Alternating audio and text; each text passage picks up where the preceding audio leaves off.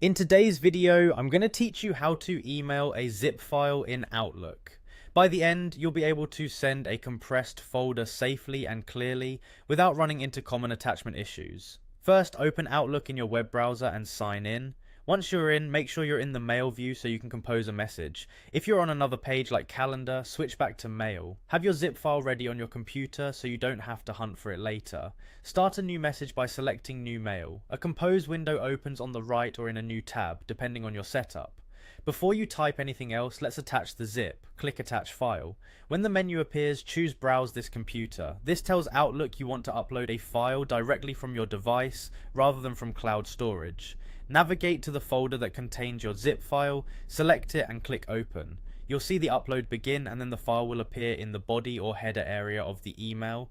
If your file is large, Outlook may offer to send it as a OneDrive link instead of a traditional attachment. That's normal and can be useful for very big files, or when your recipient's mail server has strict limits. If you see options like attach as a copy or share as a OneDrive link, pick the one that fits your recipient's needs. A quick note, many email services cap attachments around a few dozen megabytes, so zipping helps, but extremely large zips may still switch to a link. With the file attached, add your recipient in the to field. You can use CC or BCC if others need a copy without cluttering the main recipient list. Double check addresses to avoid bounced messages. Add a clear subject line, ideally mentioning what's inside the zip so the recipient knows it's legitimate.